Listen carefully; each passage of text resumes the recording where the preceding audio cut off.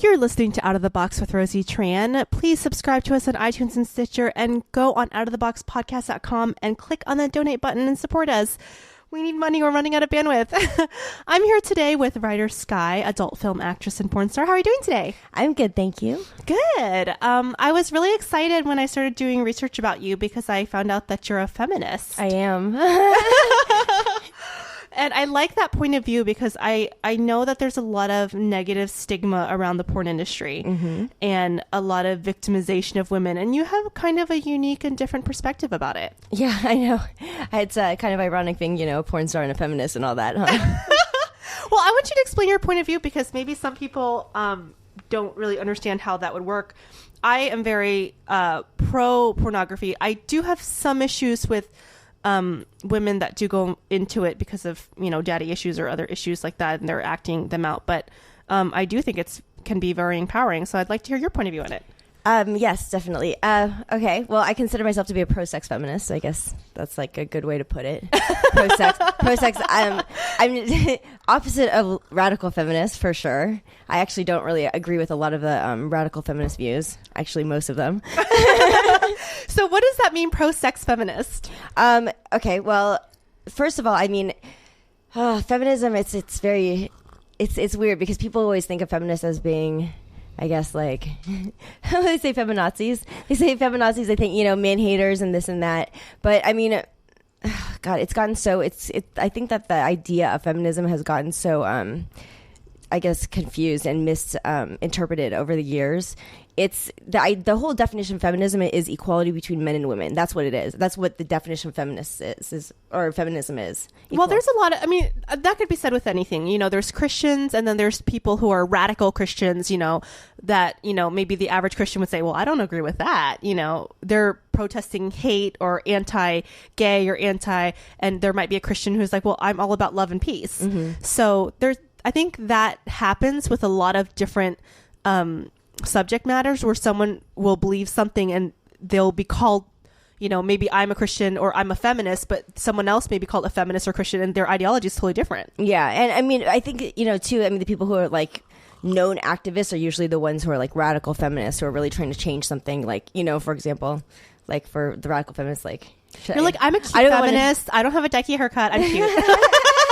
You're like, that's a definition of pro-sex feminist, being adorable. Well, and also too, I don't believe that women are victim. I do believe that there's it's not equal. Like in a lot of, like, for example, okay, the good example, if you're going to be bringing up like porn in particular, like working, just like careers, being paid. Men get paid more. Men always get paid. In every industry, men get paid more. Porn is the only, I don't want to say the only because I don't really know for a fact it's the only industry, but it's one of, if there even are any other ones, industries where women get paid more than the men, like a lot more, because women run the industry, and they really do run the industry. There wouldn't be an industry, obviously, if there weren't women, and I'm speaking in terms of straight porn to be specific, but. Women get paid more.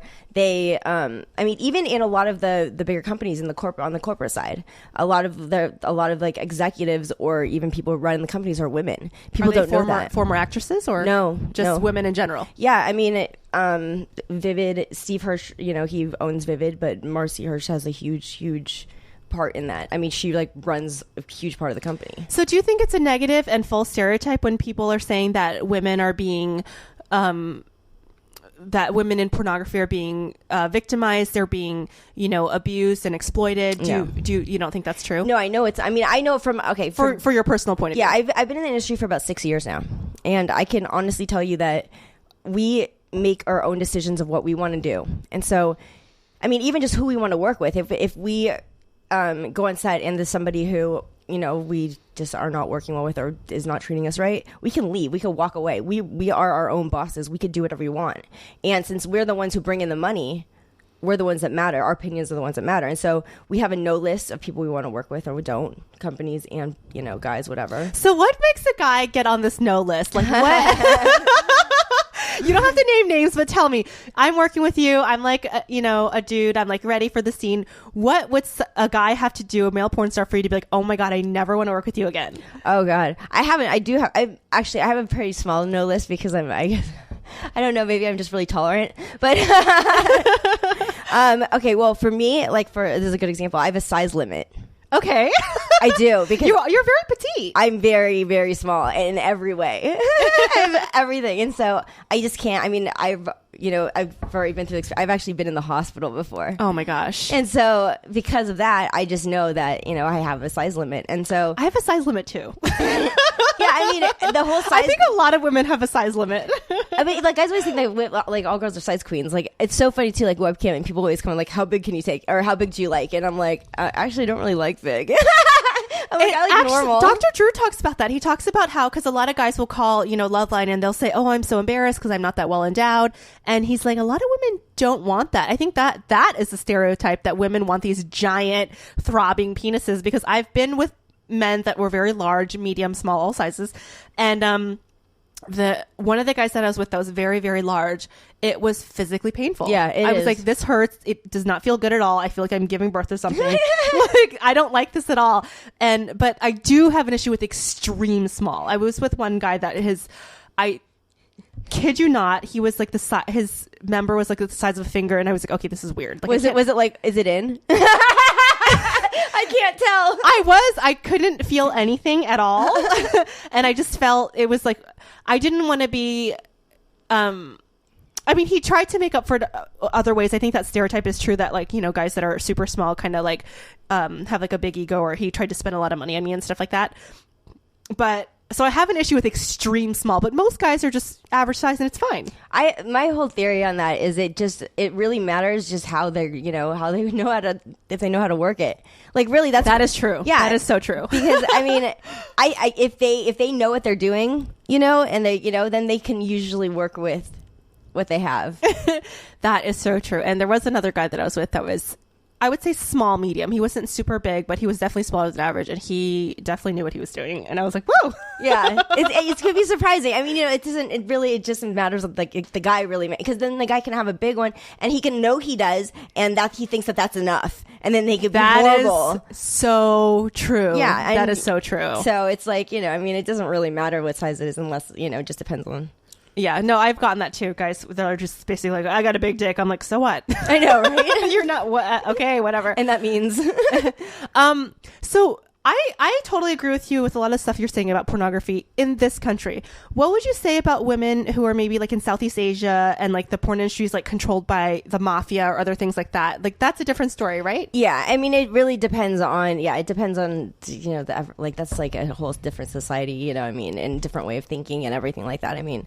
Because a lot of girls down there are victimized, literally, they're forced into it, they have guns to their heads, whatever, or they're sold into it as a really young child. That's different than the American porn industry. Completely different. I mean, the girls in the industry, they make their own decisions, I mean, and that's the thing too, that people I know that there's a lot of women even here who have come forth later on saying, oh, I was a victim to porn and blah blah blah, and they're trying to fight against it now. But I mean, really, we make our own decisions of what we want to do. We put ourselves in whatever position that we, no one forces us to do anything. But do you think that's newer, maybe because of things that have happened in the past, or victimizations that have happened in the past, or do you think that's always how the industry been? I'm sure there are certain situations maybe where, I mean, I ultimately believe that we have control over what we do.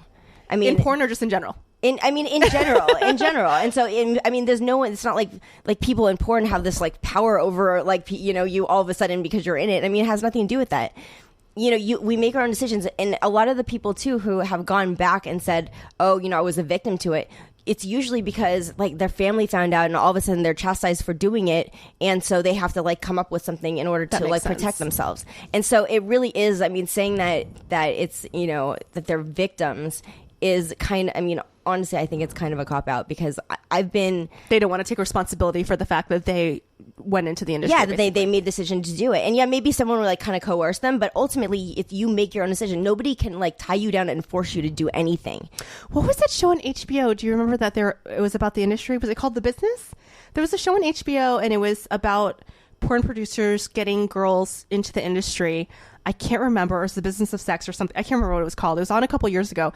And they actually had a couple producers on there. And I remember several episodes, the guys actually discouraging women to do it and saying, this is a big life change. This is totally going to change your life, especially if the girls were from a small town. They said, life is going to be totally different. So they were not discouraging them, but saying, hey, you need to think about all the options. Like, don't go in the industry, basically. I honestly think that people should go through like almost like a therapy session before they do it, or even just like an instruction. I mean, because they what they used to do is they used to give out CDs or DVDs to people so they can watch them, and like, it kind of like would teach them about STDs and stuff like that. But no one would watch them, I mean, it's like you get a packet and you're like, okay, like I'm not going to sit down and do some work, So I mean, like what I want to do because I'm getting into therapy actually myself to do couples counseling and sex therapy. I know, I saw that, and I think that's awesome. Yeah, so that's really cool. What I wanted to do is I actually wanted to like open up a section where like girls, when they first came in, they had to go through like this thing where you would actually have to sit down with them and explain to them this is what could happen. So just be prepared, because so many people will get into it and they don't realize, yes, your parents are going to find out. Everyone will find out. I mean, that's the way it is. The internet is huge, and there's like stuff gets plastered all over. It's impossible for you to go an entire career and have nobody find out. Yeah, I mean, it happened to me. It happened to me actually late. I was surprised it took so long before my stepdad, my mom found out. Mm-hmm. And it was funny too the way that like I was approached with it. It's actually my stepdad. His friend saw me, I guess. Oh my god! And so he called me. That is hilarious. Yeah, he called me. He didn't tell my mom yet, and he called me and he's like. I need to talk to you about something. So was this your stepdad, or was this your stepdad's friend that called you? My stepdad. Okay. Yeah, and he thought I was doing it was illegal. He thought it was like illegal what I was doing, and he thought that I was being forced to What do were it. you doing? It was just porn. He thought just it was regular straight porn? Yeah. He thought it was like it was illegal to do porn, and he thought that Where are you from? Here. But what state? Oh, here. Oh, California. Yeah. Oh. I actually was born and raised in the Valley. Oh my gosh. LA, So yeah. why was he thinking it was illegal? I don't know. Like, he just didn't know. And then he thought like, he's like, are they forcing you to do drugs on set? And that's another thing too, like just to clarify, as far as the drugs go, actually most companies have a zero tolerance policy. And so girls actually, if like they find out they're doing drugs, they actually will make them leave. Mm-hmm. So that's not okay. Because the thing is it's a business. It's a business. People are, want to make money. And so if a girl's, like really like fucked up on something. Can I say fucked up? Yeah. I don't know. You are so funny, because we were just talking about how big dicks we can take inside of us. Right. I'm like, hey, can I say fucked up? Can I say fucked up? Well, I have a really dirty mouth, and so like I always have to like be careful. Yes, hun. We're just talking about dick size. Okay. Yes. Anyways. So yeah, I mean, I've heard stories where girls have actually fallen asleep in the middle of like a scene, like just passed out on a guy because they're on drugs, or because the guy's boring. Probably both.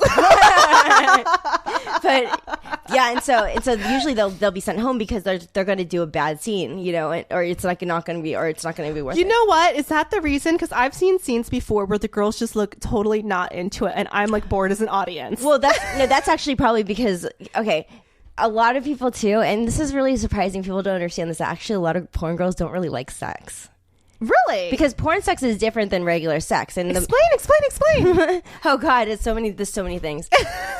Okay. Well, first of all, just imagine a situation. Like, say that you meet a guy. This is okay, but I'm going to put it in a So porn a lot setting. of porn stars don't like porn sex, you're saying? No, I don't think. I mean, I heard that a lot of them just don't really like sex. I mean, it's really just about the money. Because Really? Yeah, because the money, you get money. It's like fast money. I mean, when you come in, you can, if you like, start kind of like quick, then you can like get a bunch of scenes done and you can make a ton of money, and that money is attractive to a lot of people. Because so what would you get? I mean, I'm kind of old. I'm freaking 30, and it would for porn. Like, they like young girls, right?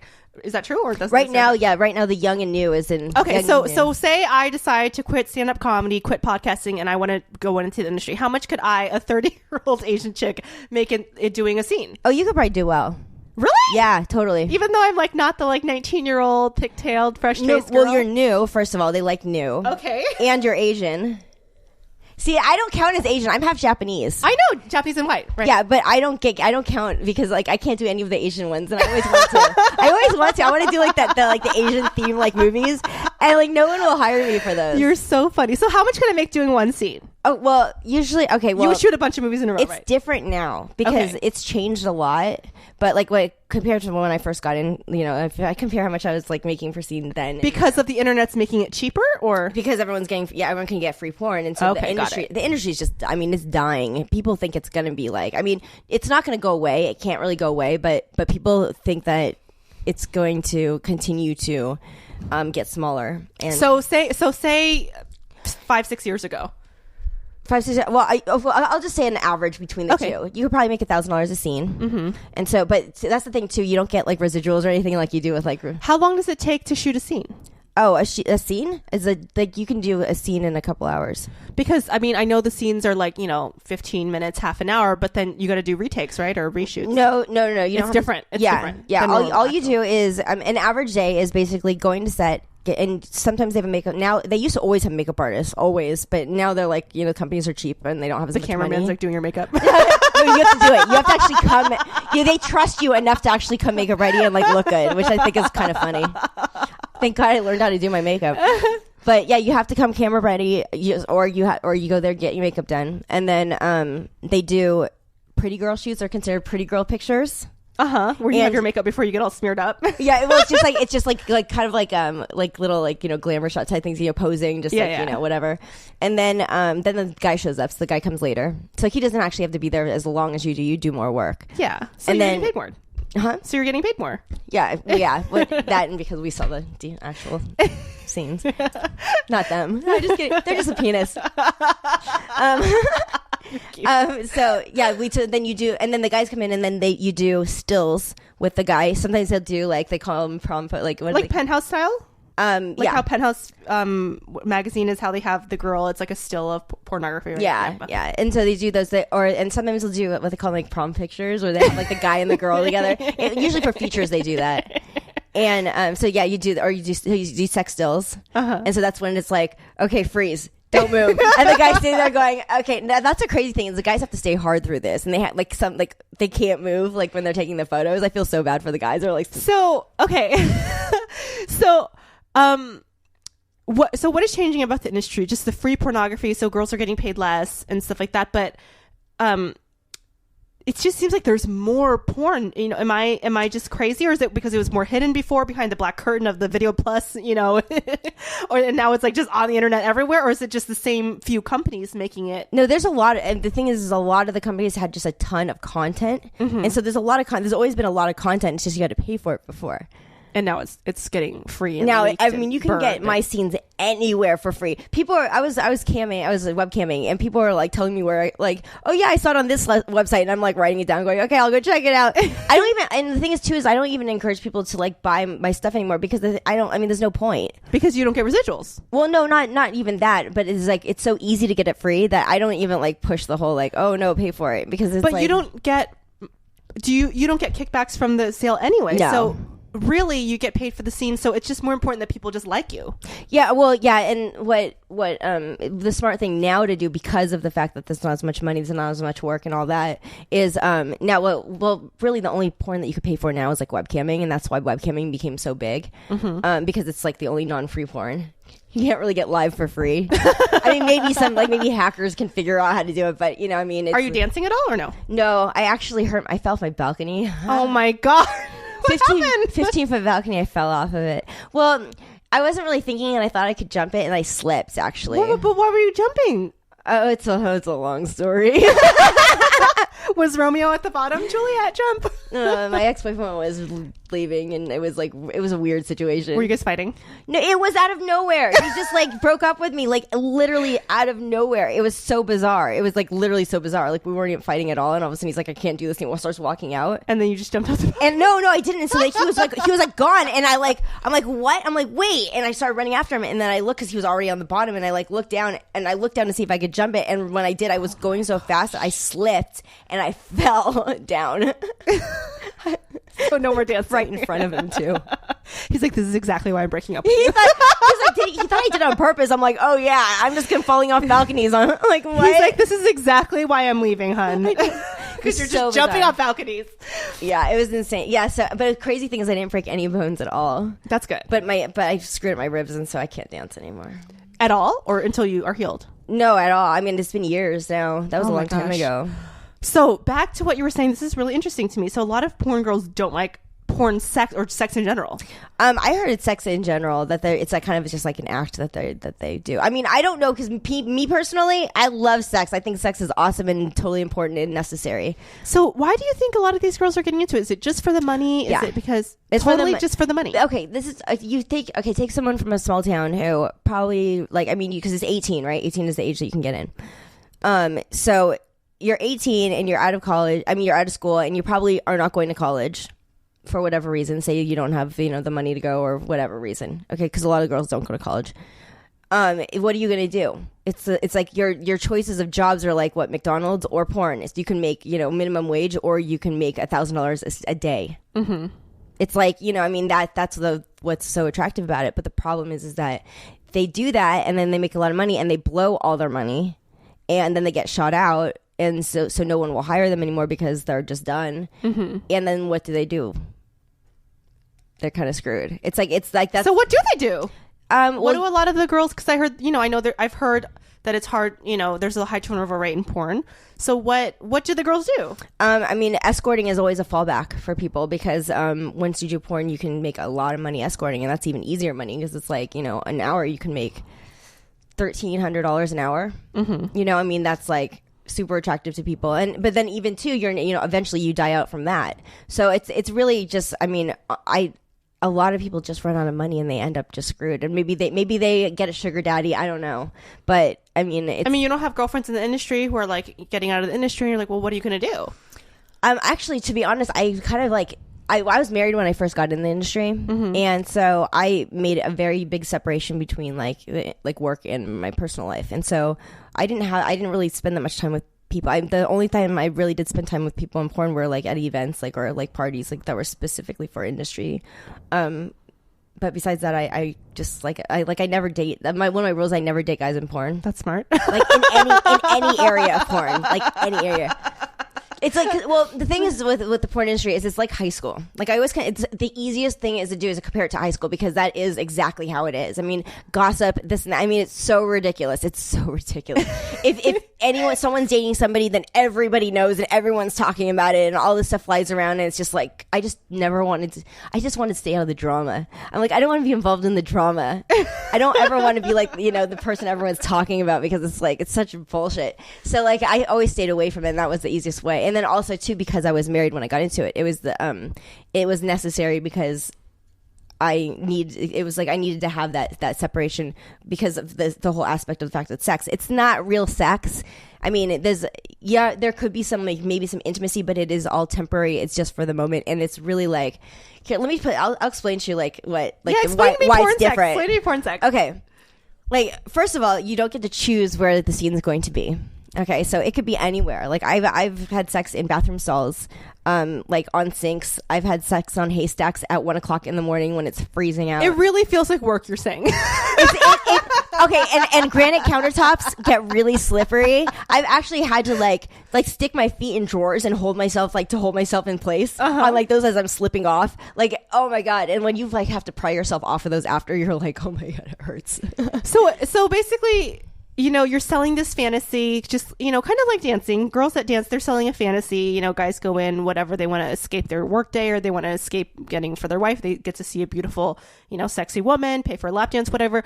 And you're saying it really is a business. It really is a fantasy. Yeah, I mean, and you're also not too, when you have sex, you don't really have like a camera guy, a lighting guy in your face, or like, telling you to open up for the camera more, or it's so funny too, like taking pictures. The guy, they always hear the camera going, balls are in the way, move them away. Like, I mean, it's like, it's so technical, and you really have to be aware of where the camera is at all times while you're doing the scene. So like, you have to be, into the scene while also paying attention to 50 different things and having somebody in your face, like a huge, like bright light right in your vagina, like right in your vagina view. Like, I mean, it's so funny. It's like so funny the way that like it really is. And then you have like the guys, like especially like the guys at the end when they actually come shot. You have like a bunch of these guys looking at their watches, going, "Oh my god, I just want to go home." And the guys sitting there trying to like finish, and the girls sitting there. I mean, I'm really nice to the guys. Like I like say like whatever, like you like we'll help you, But like a lot of girls are sitting there just bitching, like I want to go home, my pussy hurts. Blah, They're blah, blah. actually like talking during the scene. Well, yeah, because we stop a lot. It's not like it's not a continuous. I mean, it's rare. It happens, but it's rare. Most of the time, yeah, there's a lot of stopping, getting water. So the poor guy has to stay hard for like 2 hours. Oh yeah. Oh yeah. I know. I'm always really nice to guys because it's a tough job, man, and I feel bad for them a lot of times because it can be really humiliating. I mean, oh god, it's bad. There's one guy who actually came like too quick. Oh god, he got so much shit. The guys were just making fun of him, like the camera guys. Everyone, yeah. And I was even kind of like, but he was an idiot though, so I was kind of mean too. But he was an idiot.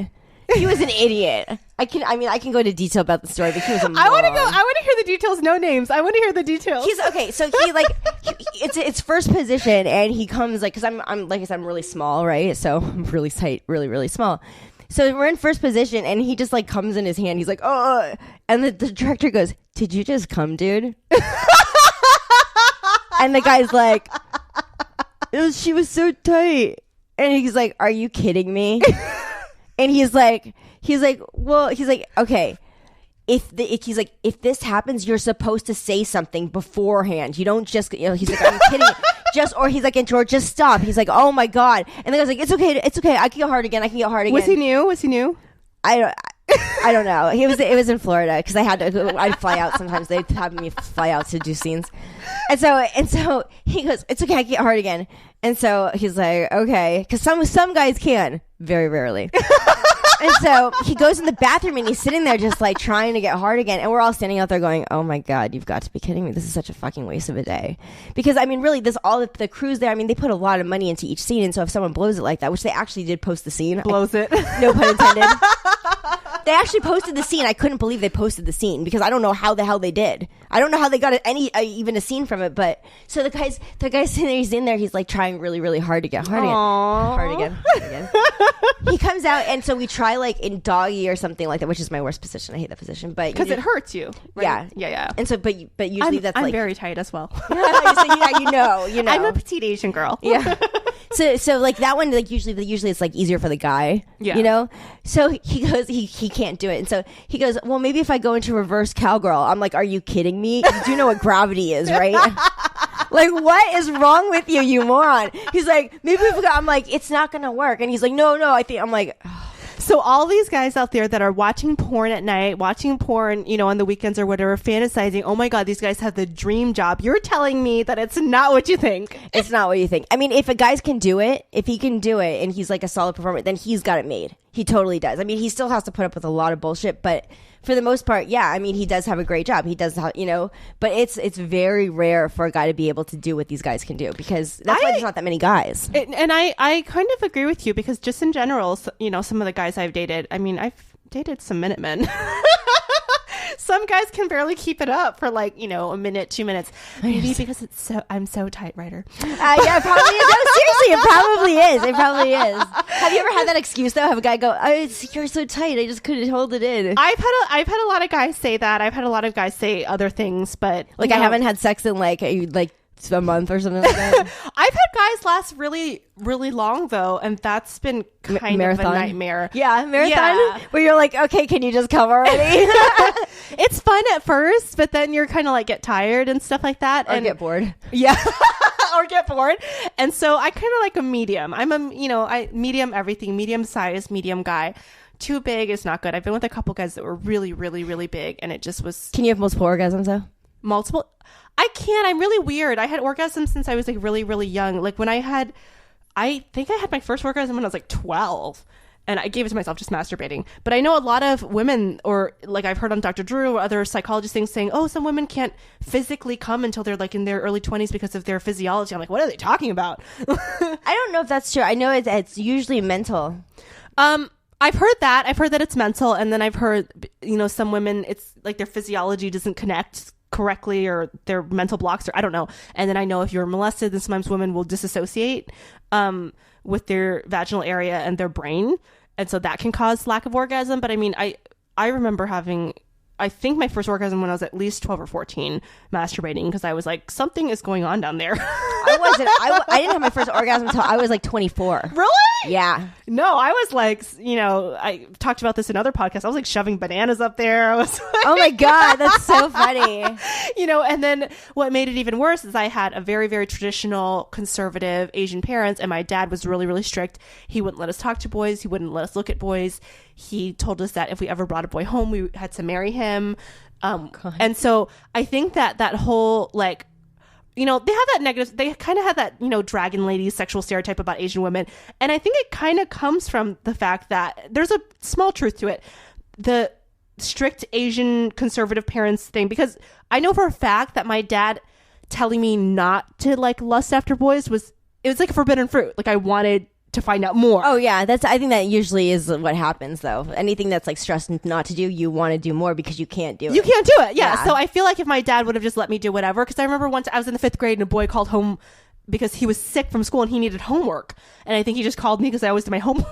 And he was like, hey, can I get homework? And so I gave him the homework. And I remember being petrified that this boy had called me. I mean, I was like 11. And then my dad's like, why is this boy calling you? I'm like, he's calling for homework. And he's like, why are boys calling you? I'm like, oh my God.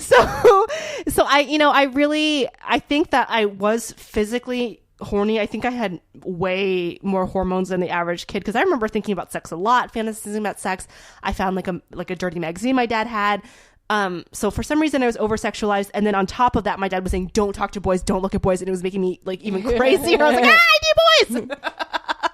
But why so late? 24? Maybe like 22. 22? Yeah, because that's the thing is like I kind of was like a victim of like the whole society view on sex and how girls are supposed to look at it and feel about themselves and all that. And that's maybe one of the reasons too why I'm like totally like I'm like going the whole like pro-sex feminist route is because I grew up thinking like it was bad to I was so weird. I mean I didn't talk about it. I didn't talk about sex. I was embarrassed. And this is like through like 18, 19. I still am kind of embarrassed to talk about it. There's no way I would be talking the way I am now then. Because I think a lot of women are like that. And I think that's why you should never say that you have a set belief, because your beliefs change as you get older.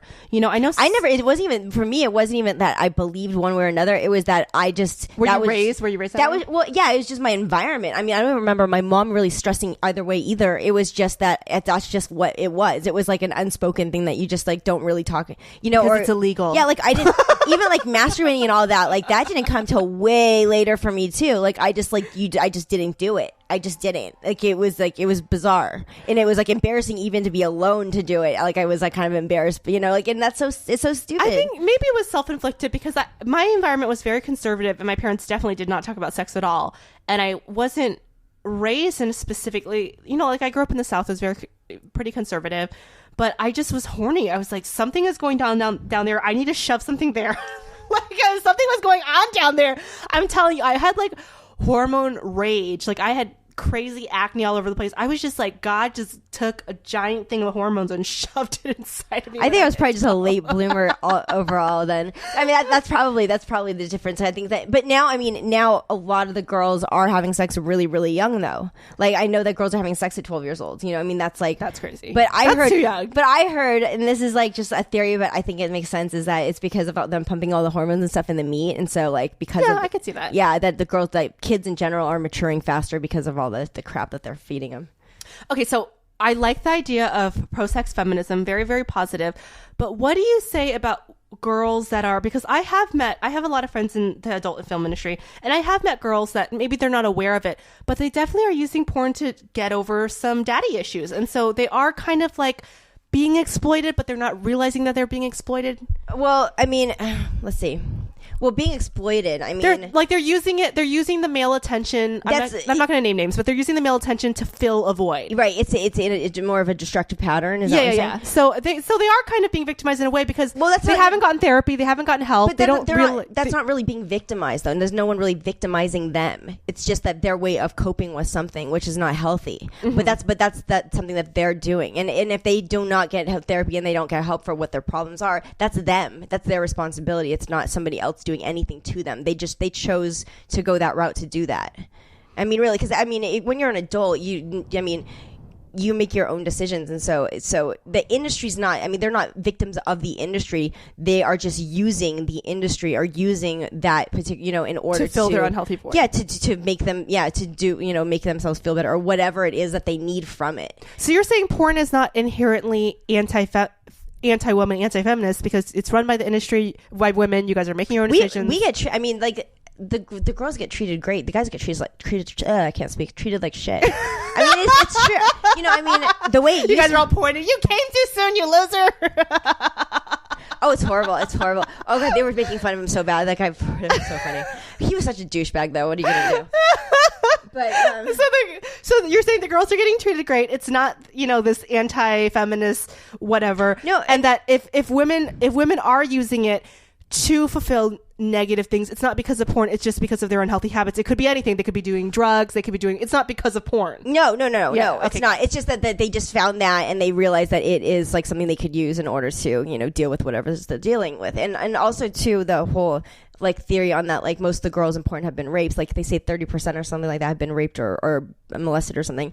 I mean, it's ridiculous to say that about porn because you could take anybody from any industry. 30% of all women in general in any industry. I think more than 30% of women Probably. have been raped because most rapes are not reported. I know I was sexually assaulted and I have girlfriends that have been sexually assaulted or date raped and they're too embarrassed to come forward. Yeah. Or they're too embarrassed. So I think it's higher than that in general. It's in general though. It's not. The only thing is that people, like, they've only done polls specific to that because they're always targeting the adult industry to, you know, try to bring up something about how bad it is. But if you, I mean, they're not going to go into banking and say, oh, I'm going to go, you know, and like get all the tellers or something like that, and like all like the people behind the scenes, you know, and say, oh, we're going to do a poll and see how many people have been raped here. Like it doesn't make any sense, you know. And so actually, they have not in banking, but they've done polls and research on high-level execs, CEOs and execs, and also Wall Street guys, and they tend to have a higher, I think, percentage of sexual dysfunction, where they're into like weirder, creepier. Oh well, okay. They say this is a theory too. Is that like because there's a whole fetish for like it's called ball. Like, but I don't know exactly what it's just like when they do the ball like stomping and stuff like that. Yeah. Like, and so I heard that a lot of like upper level executives, guys who are like millionaires and stuff like that, they love that kind of thing because it's basically like a way for them to give up power because they're like all day long like they're in these ball positions. stomping. Yeah, so then they. Oh my god, I had a friend who did. It's a huge thing. It's crazy. I had a friend who did. I saw this video. She literally like caught air. She jumped so high and slammed down on his balls. Whoa. Okay, so she is jumping up in the air and stepping on it with her feet? Yeah. Stop. Yeah, she'll just jump in the air and slam down on his balls. Okay. My male listeners right now are grabbing their balls going, oh my god, that hurts. And it's funny. It's crazy too because like the guys like literally they don't get paid to do this. They volunteer themselves because they like it so much. Because they enjoy it. Yeah, so the girls will get paid to like, you know, do these like videos and stuff like that. But the guys will just volunteer their balls. They love that. It's crazy. I'm like, oh man. Yeah, my crotch hurts just thinking about that. Okay, so I think that's true, and I do think that the sex industry is targeted. Do you think that women and men in pornography actually might have less sexual dysfunction because they're so open about sexuality? Oh yeah, everybody has their own issues, whatever they may be, but definitely you are, because you're exposed to so many people. I mean, like for example, okay, well, I have to use webcamming as a huge example because that was like over the past like 2 years is like when I started doing it, and like I learned because most people who like come onto webcam usually have a fetish because they need to like act it out in some way since they can't usually do it in their relationship because they usually don't tell the other person that they even have this fetish, which is so bad. It's horrible to do that, but they'll, you know, come on, and I've learned about so many fetishes you wouldn't even believe, things that I didn't even realize were fetishes at all. I need sex advice because you said you're going into marriage and sex therapy. Okay, so what about if your spouse can't do the fetish that you're thinking? Like, well, so like, okay, so let me give you an example. So I am into like dirty talk, and my hubby is like super shy. So he has done it with me, and he's able to do it, but it's so bad. Because he's so shy, right? And I love the guy. He's my husband, obviously, but he just gets really shy and he gets really embarrassed, right? And I've tried, and we've actually been to a sex therapist, and the sex therapist, you know, helped him with it, and he still gets super, super shy. And I mean, he's okay with me talking about it because we've talked about it before. But I mean, so what if the person that like your significant other, you have told them and they just like can't do it. Yeah, that's where it kind of comes into a compromise, because I know exactly what you're thinking. I actually had because I like to be like, I like the bondage, like not bondage, I don't really like to be tied up, but I like to be spanked and I like to be choked and stuff like that. And like I had like an ex-boyfriend who used to put his arm around, he used to literally like put his arm, hook it around my neck and say, you're like, this is it. He'd hook it around my neck. No, he'd hook it around my neck and you go, okay, lean against it as much as you want. And I'm like, seriously? I'm like, what? I'm like, it doesn't work like that. You're like, you're supposed to choke me. That's not choking me. I know. He just lean against it. Doesn't quite work like that. I'm like, okay, forget it. So, I know. I totally know how that is when you're just like, it's like he just felt like he was like gonna hurt me or something. He just didn't want to do it. He's not into it. My hubby's a sweetheart and he just feels bad. He said, Does he feel awkward too? He feels bad because I'm his special princess, and so he feels bad saying dirty things to me. I also understand that, like, because I have to do, with Cammie, I have to usually play like the dom and the sub, and I suck at doing the dom thing because I'm like a sub. So like having to say like, you like that, you little bitch, like I always want to giggle. So like I know like that kind of like when you like try to do something and it feels awkward. Even to be honest, I suck at dirty talking too. I suck at it. And so like when I do it, I'm like, I always want to like smile because it's like I feel so stupid. Like, cause I feel like I'll like it looks like I look stupid when I'm doing it. So I mean, in those situations, it's really a matter of like it's you can't really force anybody to. I mean, I know, I've tried. Yeah, and so in that situation, it's like can you live with it? Mm-hmm. It's really a matter of that. Is that okay? Because you can't really change anybody. You can't really force. They can, if they really put the effort out and they just can't do it. It's one of those things where you just have to say, well, can I live without it? Yeah, and so that's really what it comes down to. Or get a cam girl. Are they up for that? Or yeah, you can do that. But even with Cammie, like I always say too, like just make sure, like I think it's really important that the other person knows that you're doing it, like if they're okay with it, and that's your spouse or your boyfriend or girlfriend. Yeah. Or even like if they're okay with it, like have you ever thought of actually going and doing like webcam with somebody, like you two and somebody? I've actually had couples come on with me. It's so much fun. Wait, no. So tell me, explain this. I don't know about this. Yeah, because you can either do cam to cam or you could just do one way cam. Mm-hmm. So most of the time it's one way cam. They could see me, but I can't see them. Okay. But it's up to them if they want to do cam to cam where you can see them too, and so you're interacting where you can see everything that's happening. I was really bummed because they didn't have a cam on their side, and so I so wanted to see. I was like, oh my god, this is so cool. But like, because they were having sex, and it was so cool. But like, you can do that where it could be you two, and then you could bring on somebody, and they can kind of interact with you. Obviously not physically, but they can interact with you and do you can get somebody who's really, really good at dirty talking, and then it can kind of give you that, but it's just all about making sure that the other person knows and being open and honest and about all of that, because you never want to have secrets like that from them. No, I've been really, really honest. Like I tell my husband everything pretty much as far as that's concerned, and even relationship problems that we've had and sexual stuff like that, he knows. But you're saying that sometimes people come to you with fetishes that are weird or obscure that their spouses don't know about. Yeah, I mean, I have people with like satin fetishes where they have to jack off with a pair of satin underwear, or people with even. I'm not laughing. I'm just imagining like some like old guy. With no, you're laughing. Like another thing too is foot fetishes. Foot fetishes, like people are embarrassed about, but they don't realize that 35% of men have foot fetishes. I mean, you wouldn't believe how many people have foot fetishes. It's ridiculous. I did a whole like study on it because I did I have a blog. So I would like answer people's sex questions, and one of them was like, what do I do? Like I have like this fetish. How do I like tell like my girlfriend or whatever? And it's like, it's all about, you just have to Is it mostly male? Yeah.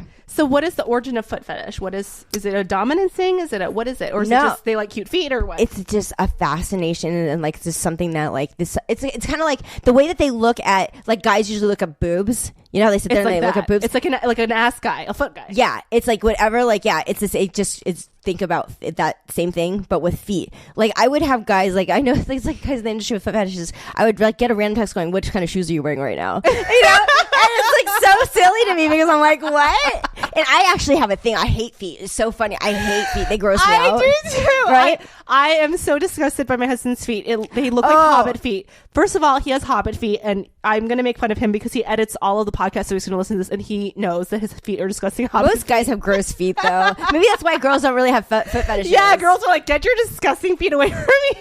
Oh god, my ex-husband, when he would like touch me with his foot, I would fucking freak out. Yeah, right. I would freak out. I'd be like, ew, don't do that. I would get pissed off.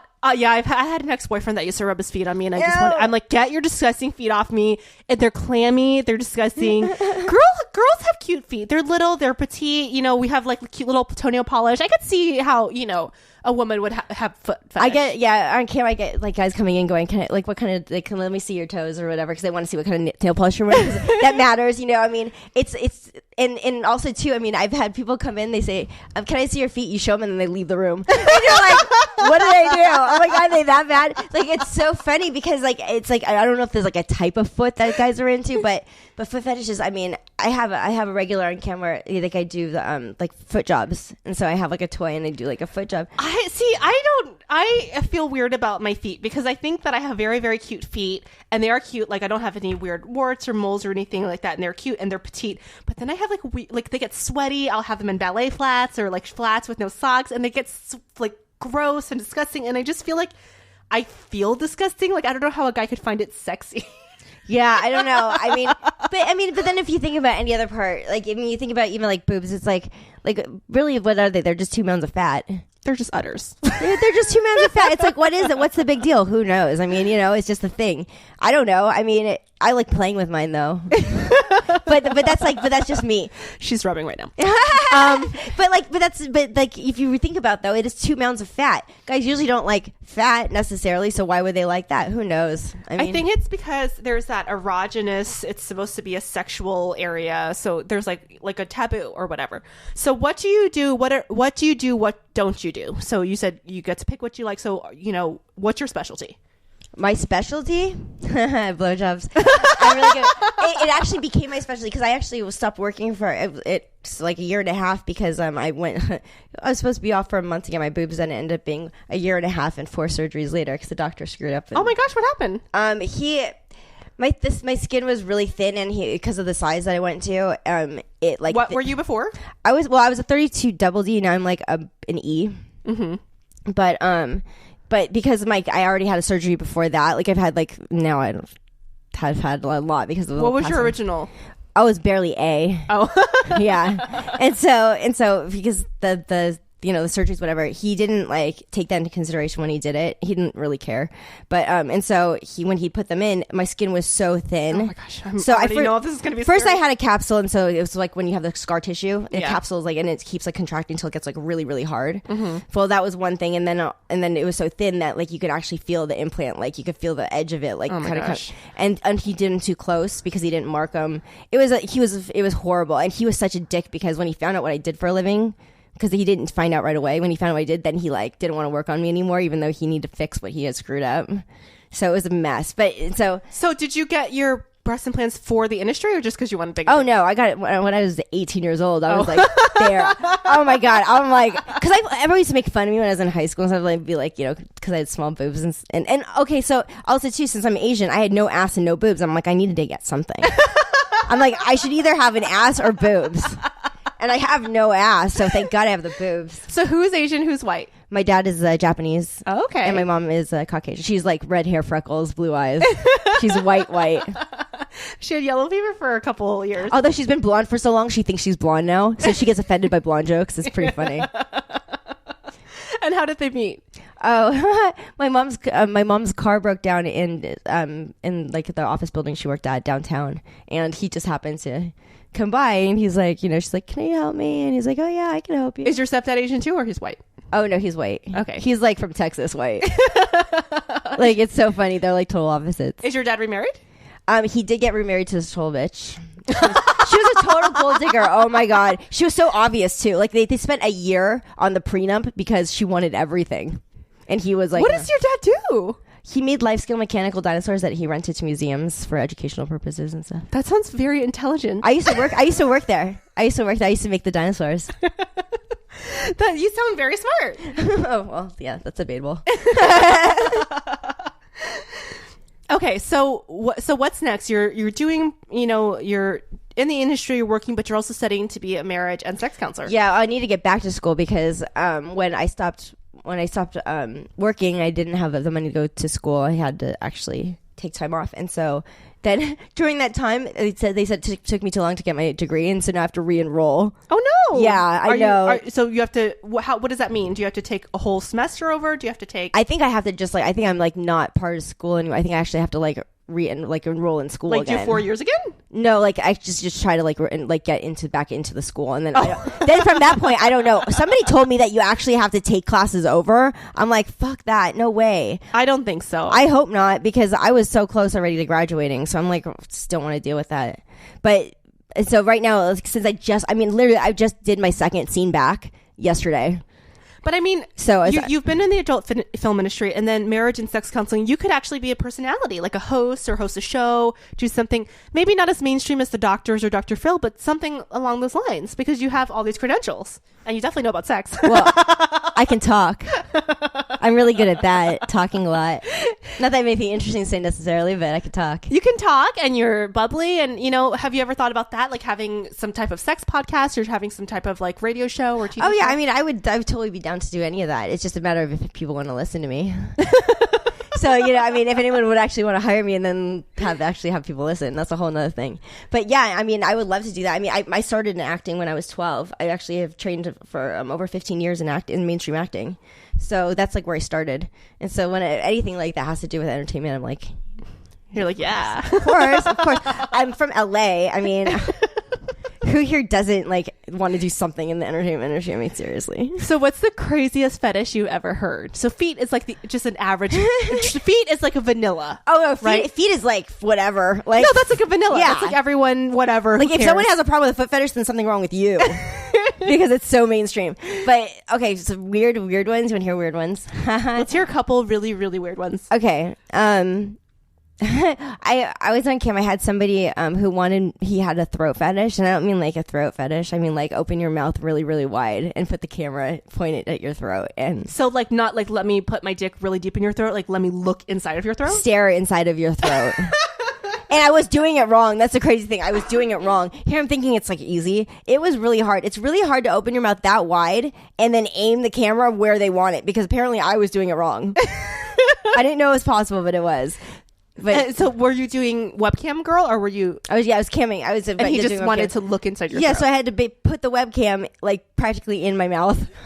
And then I was like, he's like, no, he's like, you need to put it lower. You're putting it too far up. I'm seeing more. I'm like, and like my jaw is getting so tight. I have TMJ too, so I'm like, oh my god, I'm like, it hurts. Is that a common thing? Because I had my other last porn star I had, she also had TMJ. Is that, and her specialty was blowjobs too? I always had TMJ, but I don't know. I don't know, because usually that'd be a problem. Like I remember like guys who could how guys who try to eat your entire mouth when they kiss you. Like they try to swallow your face. You know that? They open their mouth so wide.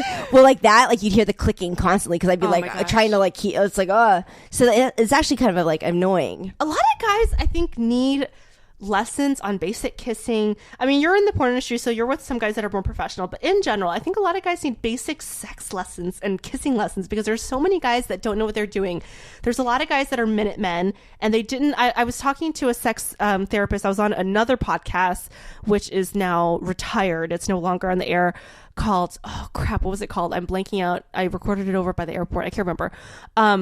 But there was a sex therapist on there, and he was saying that, back in the day, like in the 50s or whatever, you would have that quote unquote talk with your dad, and he would tell you about women and stuff like that. And now people don't talk, or he would take you out and say, give you the birds and the bees talk, and he would give you his sex advice, or your uncles would, whatever. And he kind of had a joke that, there's this classic male joke called baseball, baseball, baseball, baseball, where you think about baseball so you'll last longer. Oh, right. I actually do a big thing with camming is jack off lessons.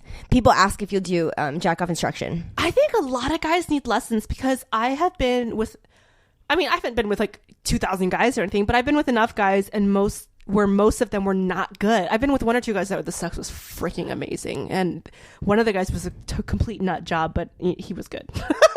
Yeah, that's how my ex is, which is a problem. Why? Why are the crazy guys always so good and bad? I don't know, but it sucks, because I am supposed to get over him, but he was the last I mean, it was awesome. It was awesome, and now I'm like, okay, now who's gonna be able to stand up to that? A couple of the guys that I've been with that were really top notch, 10 plus A plus in bed, were batshit crazy. You know what it is? I don't know about the crazy thing. Like, I don't know how that is, but usually the guys who are like the best are usually guys who really pay attention to you. Like, because what they do is like the certain guys who pay attention to what like makes you like tick. Yeah, like that, like, you know, like whenever you like, you know, like just like noises and stuff that you're making, like facial expressions, they really pay attention, and so they know, and so then they can learn you very easily. One guy that I was with that was just like A+++++. He was very good at ravishing. Oh my God, he was so good at ravishing. He was just like, it was just like passion, and he would grab the hair, and he would like, he just like knew what to do. And then, you know, I've been with guys that are really good looking and have a, you know, you think they would know, and they've had a lot of, you know, women, and it was just awful. I had my first, and this is crazy to say, I had my first really fucking horrible experience. Girl, I've had bad sex. Oh, I mean, it was so bad where I like literally after I was like, oh my god, that was now officially the worst sex I've ever had in my life. And I'm like, oh my God, I can't believe that just happened. I want to tell you guys about some of the worst sex, because I don't think some of you guys know you do it. One guy that was really, really bad made creepy girl noises. And when I say girl noises, I mean his voice was not high pitched, but somehow became high pitched. Oh God. And then during sex, he was like, I'm like, oh, what? No. Creepy, right? Ew, like, just like so ew. It was so creepy. He did not have a high pitched voice at all. He had a very low, normal guy voice. And then when we had sex, he'd be like, I'm like, why are you doing that? Do you ever have the guys who say nothing? Like, there's nothing. Like, even after they come, you're like, did it just happen? Like, you don't even know because they don't make a sound. And you're like, dude, give me something here. And then I haven't had that. Oh God, it's so bad. It's so bad. Like literally, like, I don't know if it's over. I don't get it. What just happened? Like, it's like, are you stopping because you did or you did? I actually have to ask. I think you're right though, that the guys that know what they're doing, they really pay attention, because it seems like the couple of guys that I've been with that were, you know, great in the bed, they really were into sex, and not just, I think some guys are just so happy to get laid that they just like space out. Or the guys who go straight to just like having sex and like coming, like that's just like their goal, and so they don't like it's the foreplay is so important. It's so important, right? You know, yeah. And the thing is too is like guys always like think it's like whatever bullshit. Like, you know, like some guys will think it's kind of like the foreplay is like kind of bullshit. But if you really like stop and pay attention, I think guys, like, you know, most guys, the guys who know, yeah, they really get into it, because there is something to like waiting and not going straight to like the, you know. If you're a guy and you learn the art of women, which is actually, I don't think that hard to learn. You just pay attention to little things. Women hint a lot, you know, like you said, our bodies, the way we moan or this and that. You can be a major Casanova. Like, it's not that hard to figure women out. No, I mean, there's been times where I've literally been like, I've like gotten to the point where I'm just like, do I even need to be here? And I'll just lay there to see how long it takes for them to notice I'm not moving. That I'm just sitting there going, okay. And sometimes it takes them a while, and that's how I know they're really not even paying. Like, I really don't need to be there. They can be fucking humping a pillow right now, and it doesn't matter. You know, it's like, okay, I want to hear more weird fetishes before we wrap up. Okay, weird fetishes. So like, the throat. Yeah, that was a weird one. Oh, I have balloon fetishes. It's blowing up a balloon and popping it, right? No, well, yeah, at the end popping it, but the blowing up part is very specific. Like, I had, like, the first time I did it, I was doing it wrong, apparently. I couldn't blow up this balloon to save my life. It was... Okay, so you have a bad throat. You don't know how to blow a balloon. Come on, get it together. No, the guy, like, literally, he was typing. He wrote, my dick is still soft. Because I couldn't get the balloon blown up. It was so specific the way he wanted to blow it up, and it was really hard. And so I was like trying so hard. My my jaw was like totally like, it was like so like hurting. I'm like, oh my God. I'm like, why isn't it going? He's like, so do people make fun of you because you like go on set and you don't know how to do anything because you can't even blow up a balloon? I'm like, shut up. So how much does it cost for a guy to buy a cam session with you for an hour or two? Oh, it's usually per minute. Although per minute, well, wow. Through the cam thing that I do, it's per minute, but then I do my own like Skype shows, and that is like, it's actually cheaper. It's cheaper, and I charge $300 an hour for a Skype show. Yeah, between $300 and $400 an hour usually. And how often are you doing Skype shows a week? I don't do Skype shows as much because it's like, in order to get people for Skype shows, you usually have to pull them from like the campsites, and I like they monitor those, and so it's kind of like hard to like, you know. So what is your campsite? Mine, the one that I usually am on, it's streammate.com. Streammate.com. Yeah, streammate.com. But yeah, and then I do I have like on my website, I actually advertise the Skype shows. Okay. Well, Separate. you have been funny and delightful and hilarious and sweet and very, very informative. So guys, please support her. She's awesome. I like her. She is a friend of outoftheboxpodcast.com. What is your website? It's Wanna, WANNA, Ryder, RYDER.com. Wanna-Ryder, sorry, or RyderSkye.com. You can get to it the same way. Okay, guys. Ryder Skye, adult film actress and porn star. Guys, please go to outoftheboxpodcast.com and click on the donate button. I am running out of bandwidth. I need money to support the podcast. I am doing this for free, bringing you guys awesome, amazing guests and informative podcasts every week. So please support. And you've been listening to Out of the Box.